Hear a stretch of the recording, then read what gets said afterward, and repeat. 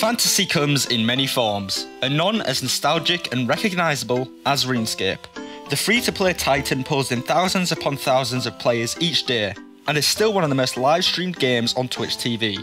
Runescape, to put it simply, is a phenomenon. But it had some very unlikely roots. Pac-Man doesn't scream fantasy, but the brainchild of Runescape, Andrew Gower, states that this game very much inspired the genesis of his own game.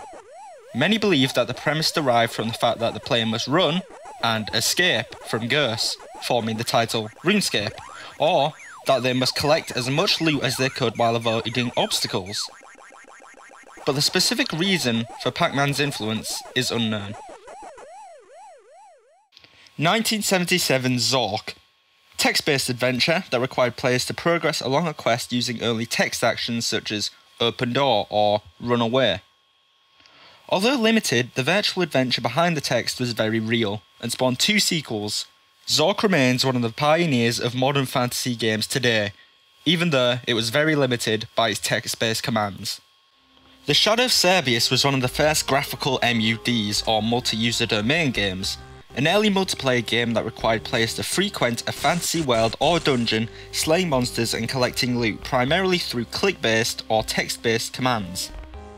RuneScape was developed as an MUD but very quickly added graphics into the equation and was released under beta form in 2001, making use of a chat system, both 2D and 3D sprite technology, and operating out of the Gowers' parents' house in Nottingham, England. In December, the Gowers, along with Constant Tedder, formed the now household company Jagex. Deriving from the name Java Gaming Experts, Jagex quickly went to work on Runescript, a scripting language used on RuneScape servers for event handling. In 2002, the first membership scheme took effect, with players paying each month to access additional areas, quests, and items.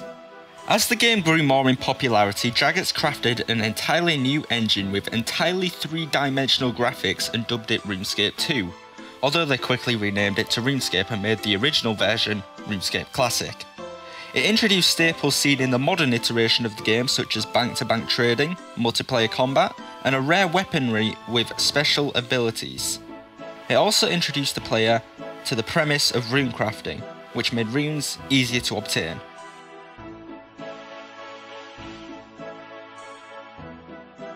22nd of July 2013. After months of waiting, fans were given the new improved RuneScape 3. The latest edition of the game featured an improved aesthetic, including increased draw distance, customizable UI, better texture mapping, and weather effects.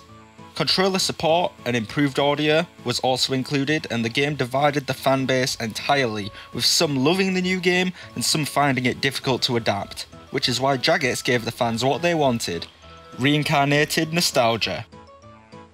Old school RuneScape, a clone of the 2007 version of the game, reuniting fans with, in some cases, the most popular version of the game. One that still holds a place in the heart of millions of players around the world. RuneScape still remains a titan in the MMORPG community, and although it may appear primitive in comparison to some of the bigger names out there, RuneScape is a prime example of how sometimes simple equals success. Thank you very much for watching. If you enjoyed the video, leave it a like and subscribe if you've not done so already. And I'll see you in the next video.